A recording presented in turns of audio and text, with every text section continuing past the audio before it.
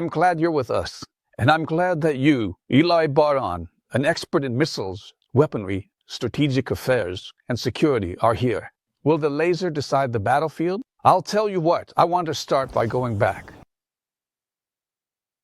About 15 years ago, I came across a group that seemed pretty eccentric to me. These guys, all already in their 80s, were old battle veterans. Right. In the Galilee.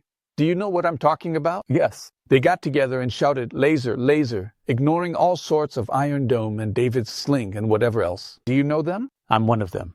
You're one of them. I'm the young one in the group. I joined later. That's what surprised me. You're not 80 yet, right? Some are 80, 85. Okay, so tell me, what did you all see back then that others didn't?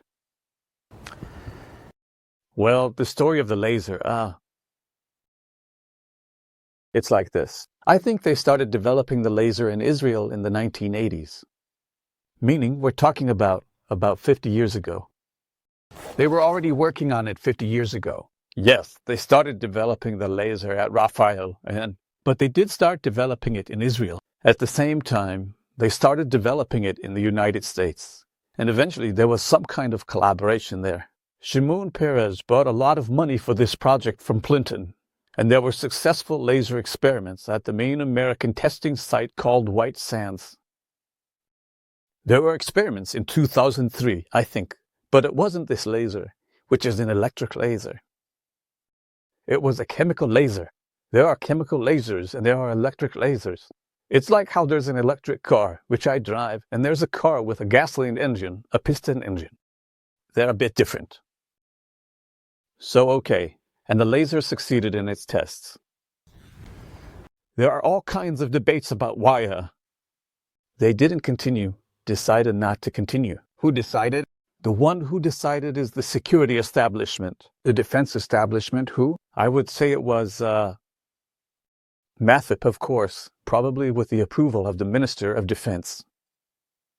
They decided not to continue with this matter because this laser, the Americans didn't want it since they didn't need it. They didn't need it at the time. Today they do need it, but back then they didn't need it. Why? Because no one is threatening the United States. The United States fights thousands of kilometers away from its own borders. That's their strategy. If someone tries to get close to the borders of the United States, I'm not sure they'll keep their nuclear bombs in their pockets, but no one gets close to them. For Israel, it was an essential product because we started getting hit by rockets both from Hezbollah and also from the Gaza Strip. So that was the story. So they dried up that project. After that, they started developing the electric laser, which is currently being developed in parallel in the United States, and also in Germany, England, China, Britain, China, and Israel. The laser has a huge advantage in that you take energy and transmit it through the air. Well, almost zero cost. But you don't need a cable. You don't need to put an engine on a missile or to launch a shell from a cannon. You send the energy through the direction, and it stays intact, and most of it reaches the target, and it heats it up and causes an explosion inside. If it's an explosive material or two. To melt the metal, and destruction and melting and all that. Just take. Now, the lasers that exist in the world today still aren't able to provide a solution against artillery shells, missiles, and rockets. Not a good solution.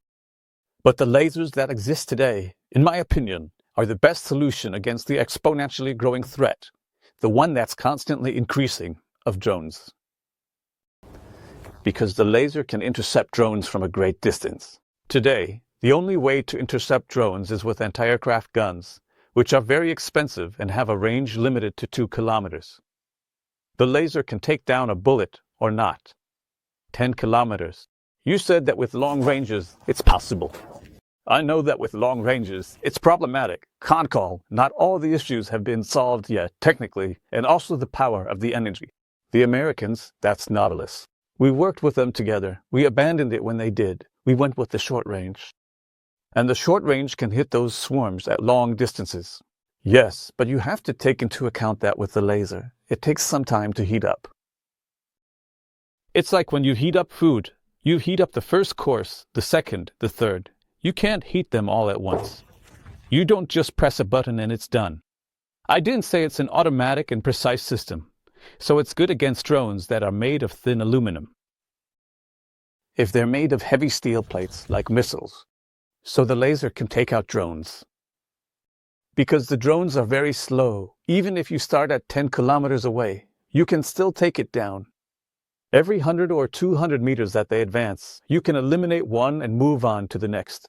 And at worst, if one cannon isn't enough, then you just use another cannon. Just some questions. I saw a video where you can see the beam, and the beam locks onto the flying object and follows it all the way. You can see the whole process, until suddenly there's an explosion and everything blows up. That's right. How does that work? How does that embarrassing thing happen? The beam locks on and follows the plane. The beam doesn't lock on. It sends a signal and everything happens at the speed of light, 300,000 kilometers per second. Oh, so it's just arranged short, slow? It happens in 1/10,000th of a second, meaning you don't actually see it at all. Now it moves forward and the beam moves with it. It moves forward and the beam moves with it. Yeah. This is actually one of the biggest problems in intercepting fast-moving targets. Because you have to keep the beam on the spot. You can't just shoot once, aim at the wing, and then once at the tail. It doesn't work like that. In order to melt the spot. To melt it. Now, why are they looking for higher power levels? Not just 100 kilowatts, but let's say the goal is 1,000 kilowatts.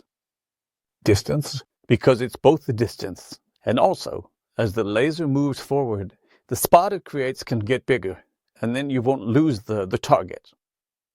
It's very hard to maintain a spot with a diameter of 5 centimeters, but if the diameter is 50 centimeters. How much does a small-scale laser device cost? The ones we have. Roughly. I don't know. I don't have the data, but I can estimate.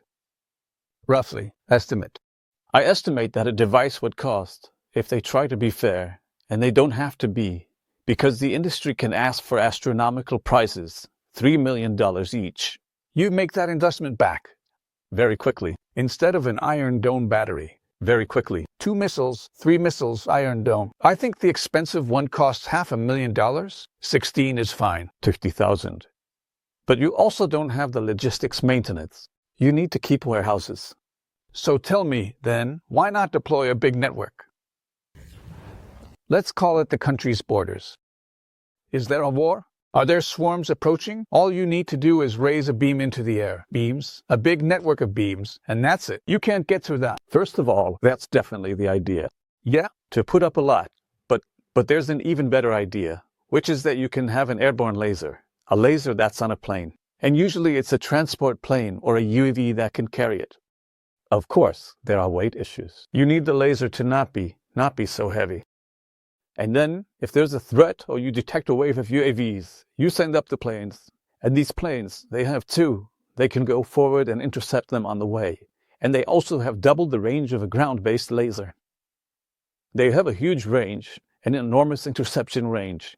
And that's actually the next direction. The next direction, I estimate that in another 5 or 6 years we'll already have airborne lasers.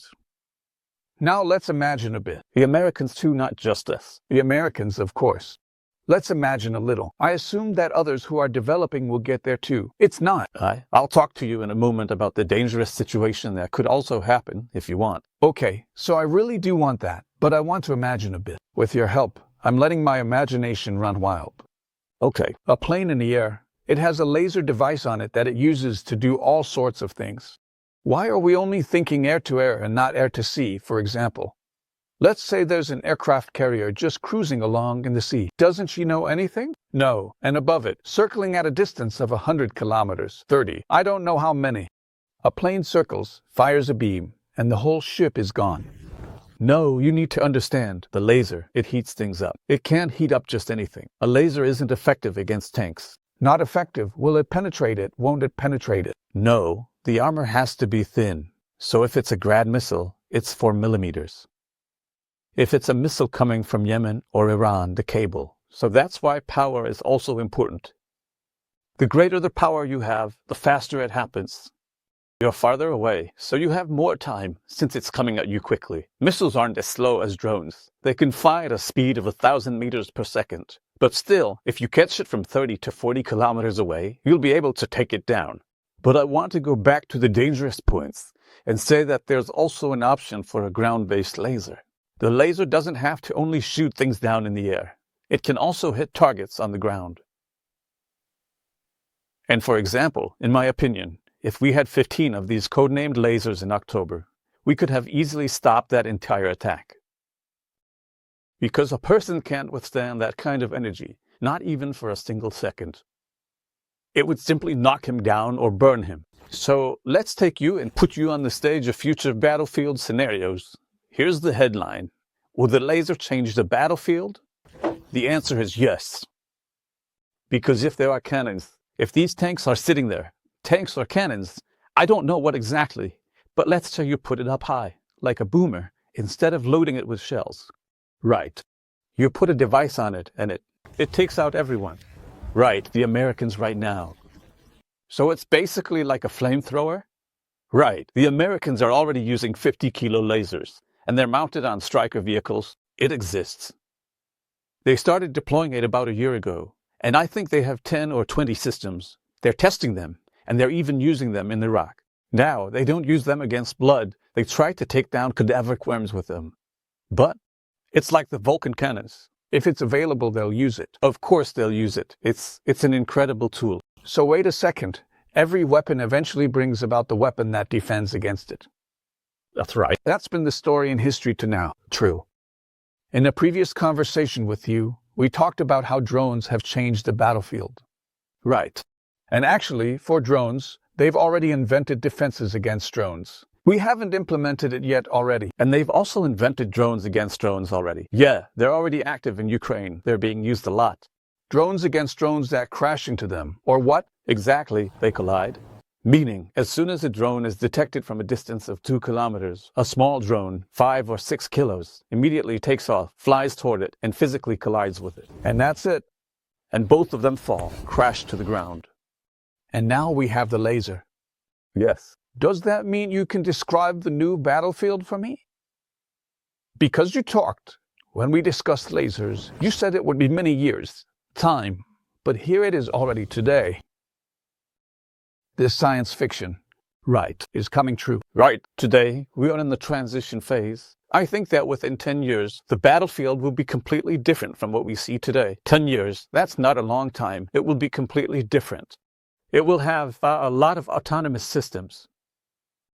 There will be UAVs, there will be underwater, there are UUVs, submarines. It's an incredible submarine. And now, all the navies in the world have started working on unmanned vessels. Vessels that are remotely controlled. And we have those, right. We have them, and also vessels. Not for patrols. Not just for patrols. They also fire when there's danger. They fire, they launch missiles. Yeah. And tractors and tanks without people as well. That's the direction things are going. Listen to what you're describing here.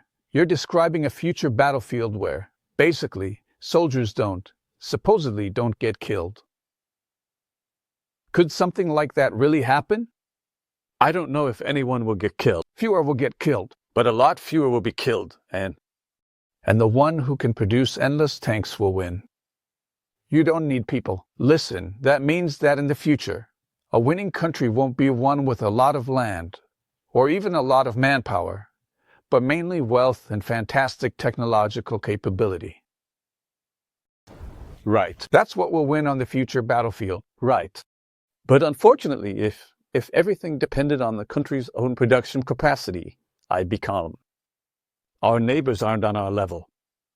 The problem is that there are countries that sell to others, and the biggest danger, of course, the biggest danger is China. China is a very technologically advanced country, just as advanced as the United States today.